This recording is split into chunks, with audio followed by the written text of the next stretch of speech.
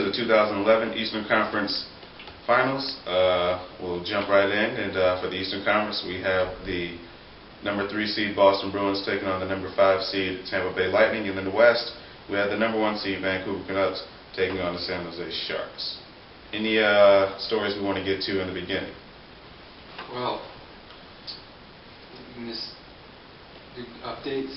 Like Simon Gagne is possible to play. Cabinez looks like he's going to be out. We can just go right into the big story. Alright, another big story coming out of the East. The West is pretty quiet as far as updates for people. Patrice Bergeron of the Boston Bruins, he suffered a concussion in one of the final games of his series, and he's likely going to be out. And Seguin, the rookie, will be playing in his first playoff game. First game about a month, though. Never know. He hasn't played in a month, I don't think. Well, then I think it's safe to say he's not going to be back for this conference final. Seguin, I think he'll play. Seguin, I think he's going to do all right. I mean, I don't think he's going to light it up or anything. Might have some rust on him, though. That's true, because it's different from playing in the regular season, not going a month and then jumping into the conference final of the playoffs.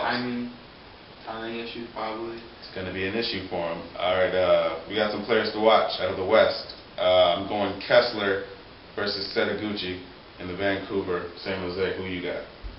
I'm going to say Setaguchi maybe, but I think I'm going more with Jumbo Joe and Kessler. All right, for the East, Boston, I got Lucic, who hasn't been scoring a lot, but he's warming up lately, and I think the conference finals where he's going to break out. And Tampa Bay, I hate to do it, but I got to go Sean Bergenheim. He's been scoring from all kinds of places. I'll agree with you on Lucic, but I'm going to say Marty St. Louis, probably the MVP. I think he's going to step up his game. He's likely to be the MVP. I mean, 6 goals, 13 points. He may be a minus player, but he makes up for it in the goals, and he's not the only one scoring. So I think they're going to be all right on that front. He scored that goal in game for the Capitals. All right, moving on. Secondary scoring.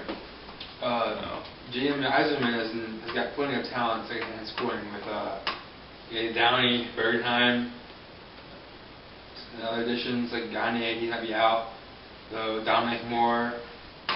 But Bergheim is probably the biggest secondary scorer we see in Tampa Bay. Plus, you can't forget LeCavalier. He's still got 12 points. He's right behind St. Louis in points. So even though the role players are scoring, they still got those other guys putting in the goals too. So they're pretty deep. Depth takes some kind of hit with Bergeron being out that concussion. Yeah. But I think Chris Kelly, I think he's moving up to the. He's been actually playing pretty good. He's moving up to the second line, I think, taking Gagne's spot. But everyone else in Boston can score. You know, Lucic can score, Krejci, Marchand, Mark Recchi. And plus the goalie is stopping the pucks anyway, so. I'm giving the edge to Lightning in that one. I would too, and I will. And the goaltending edge, I guess you got to go Boston on that. I'd say it's even. Even? Say. At first glance, I mean, you can make the argument Rolison would be the number 1 just due to the numbers, but it all comes down to shots and how they're coming in. And who's a better goalie? I think he's a better goalie. Yeah, he's been the better goalie. And, but I think Tampa's defense going to goaltending is gonna. And they have the offense to back. I guess we'll give you that one. I'm calling it even goaltending. We'll call it even. They've both been the playoffs' best goalies, Thompson and Wilson. And save percentages are very similar. Wilson's at .941, Thompson's .937. So they're at the top. They're the top even, 2 goalies. Pretty even. And the GAA for Wilson is 2.03. Wilson is 2.01, and Thompson is 2.03. So they're pretty even goalies stats-wise in the playoffs. But so I'm giving it even because I mean they've both been outstanding. But with Lightning's defense going into the goaltending over Boston's defense, they're more likely to shut down. They're probably better at shutting down, I think. That's a good point. Even. All right, so we got even goaltending. The offense, who will give that edge to overall? I said Tampa. I gotta go Tampa. Tampa. They both have scores, but Tampa scores big names, and their role players. The big all names of them are scoring. So offense goes to Tampa. Goaltending is even. Who wins it? Who gets out? It Whoever wins the first game in the series is going to win the series. Whole series. First game is going to be the First game? Whoever scores the first goal is going to win. First goal. I'll give you first goal. I think whoever wins the first game, because both of them have been off for days. One team's coming out flat. True. Both teams aren't come out ready to go. I don't think. One team's going to be out stronger than the other coming out of the gates. They both been off for a while. And plus, they both play the trap. So the first one to get that goal, they're going to start holding up that neutral zone. I think whoever wins that first game is going to win the series. I think that's It's going to be a short series, too. Short? Mm-hmm. No sweeps, though. 5 games? 5 games. 5 games. All right. We go 5 games on that one. Honestly, I haven't decided a winner for that series. I can't. So 5 games for the Boston and Tampa Bay series. We jump over to the West for the Canucks and the Sharks. Is that going to be the same as the East, or do we have ourselves a clear-cut winner?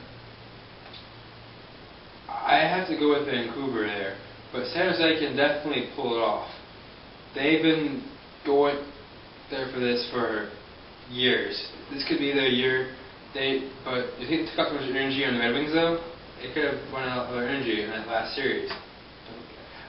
All right, so let's look at it. On the offense, I think it's safe to say Vancouver gets the offensive edge. Well, I'm not sure about that, because right now the Deans are not being the Deans. Yeah, but Kessler's being Kessler, and Burroughs is being Burroughs, and Luongo, if he's stopping the puck anyway. It's safe to say that the goaltending goes to Vancouver. I think it can go either way. I mean, Vancouver's offense is better when they're on. But right now, they're not really on. The Sedins have been playing not so great. They've been visible. The only goal that they have between them was an empty netter in that last series for Daniel Sedin, and I honestly wouldn't count that as taking some talent to put it in the net. But on paper, they haven't been playing great at all. They're both minus players. They're both -8s. So the Sedins, even if they have been scoring, Daniel with 10 points and 6 goals, Henrik with 7 goals and 8 points for the series. I mean, they have been getting points, but when they're on the ice, goals are being scored against, and a lot of them apparently, because they're both a -16 combined. So they got to pick it up defensively, even if they're not doing it offensively. So the offense will. That's a sketchy area. I'm gonna give it to Vancouver because I think Vancouver. Steve's will come out of their slump. All right, and you're saying the goaltending is pretty close, depending on who's on. Yeah, it's kind of half and half. I mean, name me one couple last year. He's proven himself. He's proven himself. Luongo still needs to prove himself. He got past Chicago, so he proved himself on that front. How deep can he get, though? Who gets out of the West? If Luongo is on, then Luongo is sometimes iffy, though. He lets up some weird goals sometimes. But it seems to me he's easy to get off his game. If he scored, he gets rattled a little bit. I think the Sharks just might have a snowball in his face. And San Jose, they got under Jimmy Howard's skin. That was actually somewhat of a headline that they didn't think the goalie was being affected by. I think it's 7 games. 7 games? I was going to say 6. And I know you said Luongo's on his game. I'm saying if the Sedins are on their game, that's going to be the difference in the series. I think Canucks in 7. I think it's safe to say Kessler is going to be playing the way he's always been playing. No doubt about that. No doubt in my mind. I think he's going to finish this playoffs as the leading scorer, as he already is now, and I think he's going to keep it going against San Jose. And I'm saying, you say Luongo, I'm going to go. Sedins are going to be the difference. Kessler's already a given. So, how many games is it going to take? You say 7? I'm going to say 6. Canucks in 6. All right, I'm saying Canucks in 6. So, from the looks of it, we got the Canucks getting out of the West. It's agreeing. And for the East, I'm saying Tampa Bay. And you going who? That's a tough one. Because it's based on who wins that first game, who scores that first goal. We already know what's going to happen after the goal is scored. I want to say Boston. I think we all want to say Boston. I want to say Boston. But who are we going to say? I want to say Boston. You're going to go Boston? All right. I say Boston. You got Canucks in Boston. I got Canucks in Tampa Bay. Now, from the beginning, I think Canucks getting out of the West was already on paper. We already guessed that. The East, however, has been the more difficult. In the regular season, it was the West that was like, what's going on here? The It East. used to be the big, The East, big deal. I don't know. And now, even like fantasy, like most fantasy players, a lot of them from the West. Datsuk, Perry, That's the where all name. the leading scorers are The coming East used to from. be the big, everyone forgot the West. The East was the big thing, always talk about East. But now the West is kind of, out of all the playoff games, Maybe it's just a playoff. out of all the playoff games, I'm saying about season 2s, and not playoffs though, of all the playoff series and games, the most exciting games have been in the West. That's true. That's a fact. But doesn't mean the teams are better, it just means the teams are tighter. Will tightness, that's a word, be enough for the Canucks to just be the given winner? And that's all depending on if it's Vancouver versus the Bruins, I'm gonna say the Vancouver Canucks win the cup. Yeah. But if it's the Canucks and the Bolts, Tampa Bay's the only team that's won a cup recently. I don't know. The Canucks never won a cup. Sharks never won one. Boston hasn't won since '72, I think. 72. I'll throw that up later. But I'm pretty sure it's '72 since last time they won a cup. Tampa won one in '04. And then they haven't made the playoffs until this year, so Yeah. But compared to the other teams, Smith won a cup yesterday. that's true. But 7 years? A little lockout, 7 years since yeah. before. So, right. Vancouver gets out. You say I Boston. said Boston, but It could go either way.